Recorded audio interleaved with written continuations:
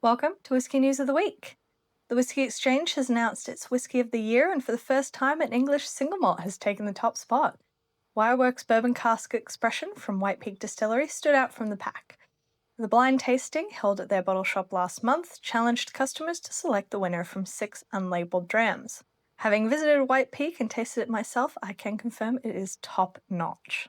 Sticking with awards, Lochranza Distillery, home of Arran Whisky, was awarded Distillery of the Year at the Scottish Whisky Awards. This comes after their sister distillery Lag received the same award back in 2023. It's a pretty great 30th anniversary gift. Johnnie Walker has unveiled an interesting new campaign for their Dubai duty-free. Visitors to the airport can pick up one of 50,000 AI-designed bottles of their black label whiskey. According to Diageo, they created these label images using algorithmic design technology and generative AI.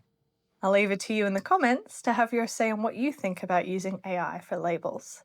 Edinburgh-based indie bottler and spirits producer Glanmore Spirits has purchased the Lowland Bond Excise Warehouse in Fife. The Bond Warehouse was opened in 2023 and at the time claimed to be the tallest rack warehouse in the UK and Europe.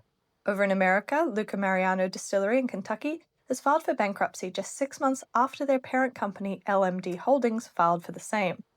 Nearby in Virginia, Catoctin Creek Distilling Co., who I love for their Roundstone Rye whiskey, are seeking investors.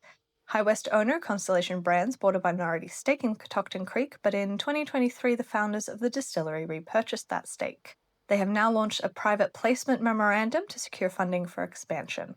And traveling north to Canada, the province of Nova Scotia is selling their $14 million stockpile of US alcohol. The products were taken off the shelves in March of this year to boycott Trump's tariffs on Canadian goods, which are now at 35%. The stockpile, which is said to consist of wines and spirits, including American whiskey, will be put back on shelves, with the profits obtained going to charities and funding community food organizations like Feed Nova Scotia.